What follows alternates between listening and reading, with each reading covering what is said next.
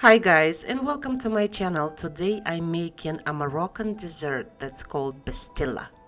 First time I tried this dessert in Las Vegas in one of the Moroccan restaurants where I had a 5-course meal, and this dessert was a conclusion to this big meal. And to be honest with you, I was not in the mood for dessert, but I've tried it and I absolutely loved it. So today I would like to recreate this dessert for you. Bstilla in Arabic or pastilla in Spanish, yes, because this dish came from Spain and it translated to a pigeon pie, and you say that's not a dessert. But in Morocco, they make this pie either with pigeon or chicken, and believe it or not, they serve it with powdered sugar and also make it as a sweet dessert. And because there is no P in Arabic language, eventually P replaced with a B. That's why they call it Bstilla. To make this pie, you're gonna need two 8.5-inch cake forms, and you're also gonna need a phyllo dough. And why two? Well, because the phyllo dough that we're gonna have is gonna be enough for 2 pies. If you're not planning to make 2 pies, just cut your phyllo dough in half and use half and then reserve half for something else.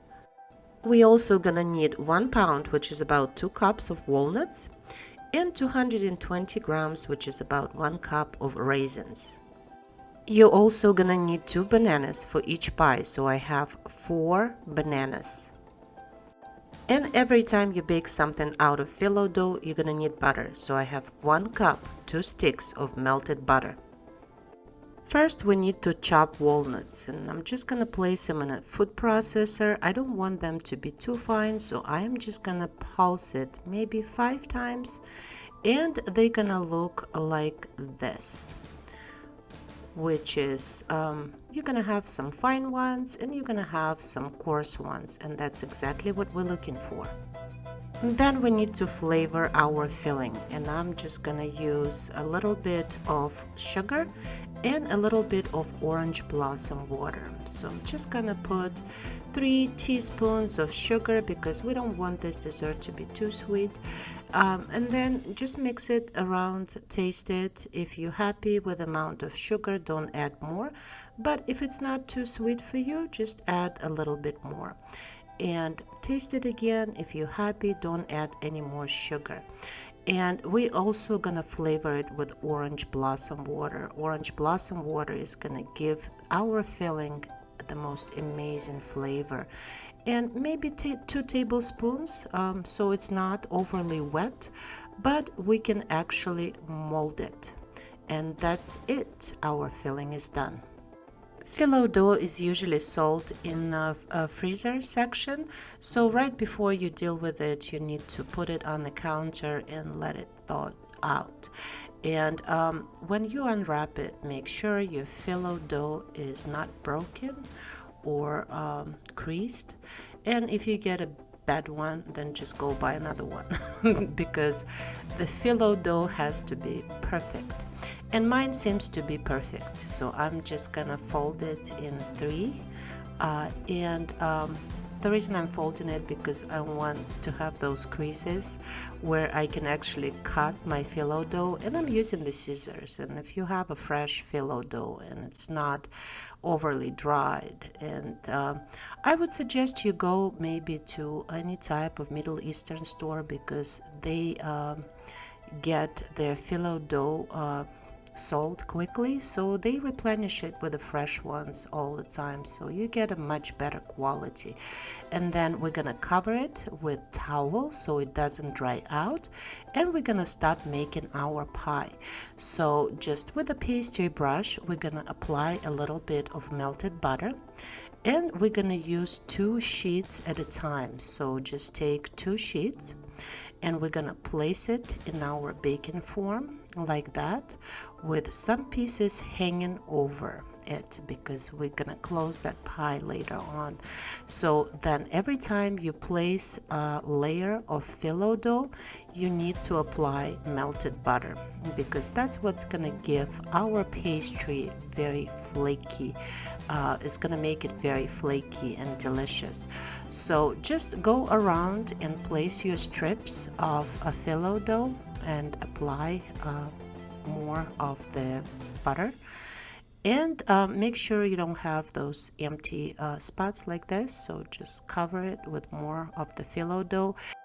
And then you can use a little strips that are not perfect to cover the bottom of this dish, and because we need a little bit more strength to the bottom of this dish since we're going to be placing a heavy filling in it. So just use little strips that were like kind of broken and not perfect. We're just going to cover it, and we're going to put it more of the melted butter. And that's it. And then we're gonna start adding our filling to our pie.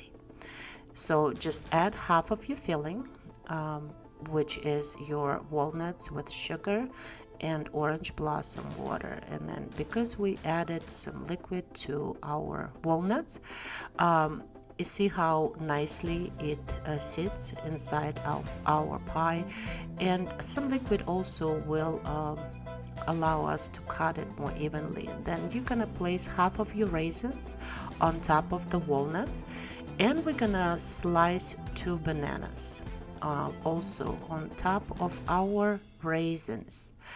And because we want bananas to taste a little bit sweet and get like a little bit of a glaze to it, so I'm gonna use a little bit of sugar. You can either use brown sugar, but I'm gonna use the coconut sugar just to be different a little bit. And we're gonna start placing our dough on top of our filling, and every time you place a layer, then you apply more of the melted butter, and we're gonna go around and we're gonna close that pie just like that. As soon as your pie completely sealed up, we're gonna apply more of the melted butter, and it's ready to go in the oven. Bake your pies at side by side in preheated to 375 degrees Fahrenheit oven for 30 to 35 minutes, or until your pastry is golden brown, just like that. Then you're gonna take them out, you're gonna let them cool just a little bit so we can handle them, and after that we're gonna take them out and place them on a cooling rack. We need to cool them slightly so we can decorate them. Bstilla is usually decorated with powdered sugar, but I'm gonna make it very pretty. So I have powdered sugar here, I have cocoa powder, and I have some cinnamon, and I have the stencils that I'm gonna use. So if you guys don't have the stencils, you could just sprinkle it with the powdered sugar, and then sprinkle it or make like little lines with cinnamon. But in my family nobody likes cinnamon, but I'm gonna cheat a little bit. I'm still gonna put a little bit in the middle of that flour, so it just gets a little touch of cinnamon.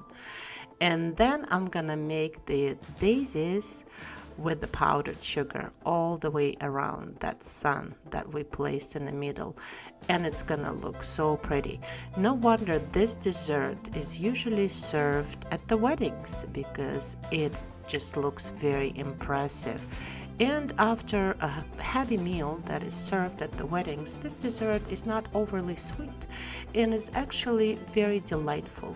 So here it is. This is what we have, and you can just hide that cinnamon under the half of the walnut. And this dessert is to be eaten slightly warm. And then if we cut into it, look at this. It is so much flavor in there. You got your walnuts, you got your raisins, and the orange blossom water and fresh bananas. And this is such a delightful dessert. I hope you liked this video, and thank you so much for watching. Please like and subscribe, and I will see you soon. Bye.